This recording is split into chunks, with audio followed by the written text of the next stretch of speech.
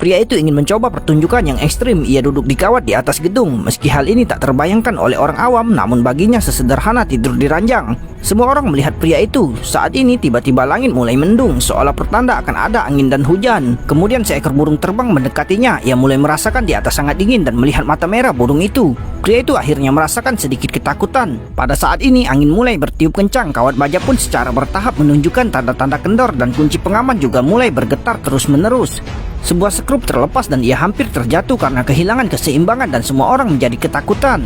Helikopter terbang terus mendesaknya untuk segera pergi dari sini. Jika tidak, tindakan paksaan akan diambil untuk memotong kabel. Raungan besar itu langsung mengganggu pria itu dan membuatnya tidak bisa tenang. Ini akan sangat berbahaya jika berjalan di atas tali. Pria itu juga tahu bahwa di sini semakin tidak aman dan ingin pergi secepat mungkin. Namun setelah kejadian tadi, sulit baginya untuk menjaga keseimbangan. Namun tak lama kemudian, kegigihannya membuatnya tenang kembali. Kemudian ia meletakkan tiang keseimbangan di punggungnya dan memutuskan untuk menggunakan metode paling primitif untuk menyelesaikan bagian terakhir jalan tersebut. Dengan cara ini, di bawah tatapan semua orang, pria itu perlahan-lahan sampai pada ujung tali. Tapi semuanya belum berakhir, karena bagian tersulit dalam berjalan di atas tali seringkali adalah 3 langkah terakhir, di mana kebanyakan orang terjatuh. Pada langkah terakhir ini, kawat mulai bergetar hebat dan kunci pengaman berada dalam bahaya. Ketika semua orang mengira ia akan terjatuh, pria itu menstabilkan tubuhnya dan berhasil.